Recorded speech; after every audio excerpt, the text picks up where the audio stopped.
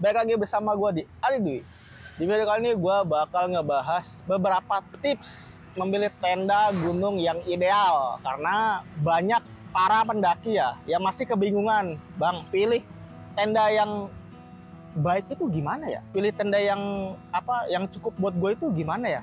Nah, di video kali ini gue bakal bahas tips-tips. Yang pertama, itu dari segi kapasitas. Nah, tentuin kalian itu mau beli kapasitas berapa. Karena di Indonesia itu udah banyak yang dijual. Mulai dari kapasitas 1, 2, 3, 4, atau bahkan lebih.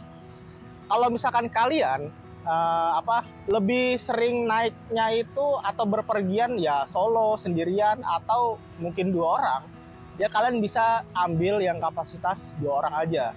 Karena dari segi beban pun itu nggak terlalu berat juga, dan dari segi leganya atau sempitnya itu masih ada space lah, jadi nggak sempit-sempit banget. Nah, yang kedua itu dari segi harga. Nah, dari harga ini itu di Indonesia udah ya macam-macam harga juga sih yang dijual, mulai dari yang harga murah sampai dengan harga yang high. Untuk harga yang bisa kalian misalkan nyari yang gua mau tenda kere-kore, budget minimalis, tapi spesifikasinya yang enak, Bang. Nah, itu udah gue bahas di video sebelum gue, itu tentang review tenda Kompas. Kalian bisa klik linknya di deskripsi. Terus selanjutnya, itu di bagian desain atau bentuk. Di Indonesia juga udah banyak desain tenda yang dijual.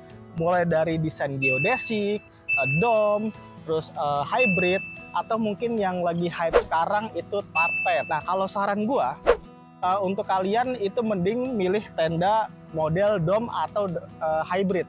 Kenapa? Karena dari segi pemasangan instalasinya itu nggak ribet dan nggak makan butuh banyak waktu lama juga. Terus juga kalau misalkan kalian udah udah biasa mendirikan tenda tarpen, ya udah kalian beli tenda tarpen aja. Tapi kalau soal tarpen nyaman nggak nyaman itu kembali ke masing-masing aja. Nah, yang keempat itu fitur. Pastiin tenda yang pengen kalian beli itu fiturnya udah cukup menunjang untuk kalian camping atau naik gunung ya. Mulai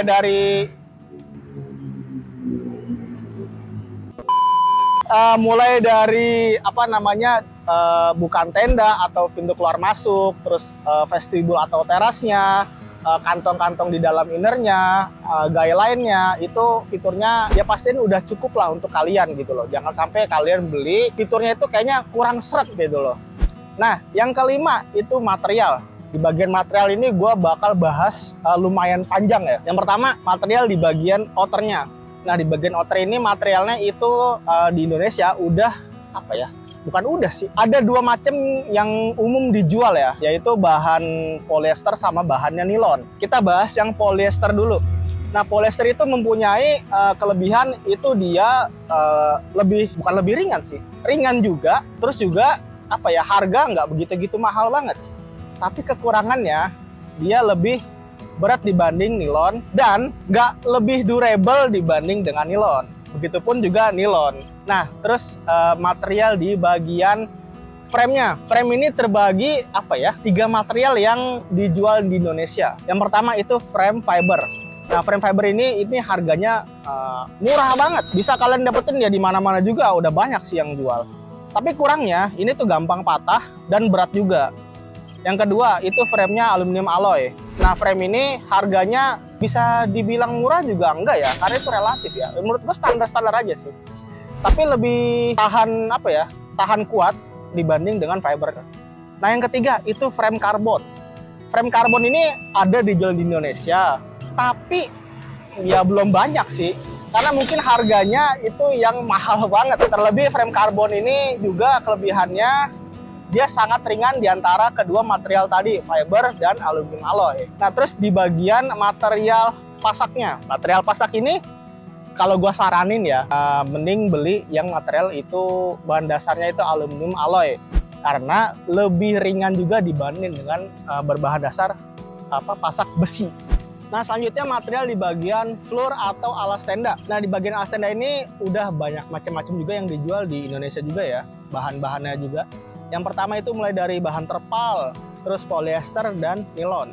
Nah, bahan terpal ini udah banyak ditinggalin ya, karena kekurangannya itu yang pertama berat, terus juga kaku. Jadi apa ya, udah pada hijrah ke minimal ya polyester lah. Tapi kalau misalkan kalian yang budgetnya lebih, pengen yang apa ya, harganya juga bisa dibilang lumayan mahal ya, kalian bisa ambil yang bahan dasarnya itu nilon. Ya kelebihannya itu tadi, enaknya bahan nilon itu ringan dan lebih durable dibanding polyester.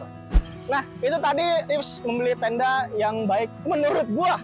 Nah gimana menurut kalian? Kalau misalkan kalian punya pendapat lain, bisa tulis di kolom komentar. Gua Ridwi, sampai jumpa di video berikutnya.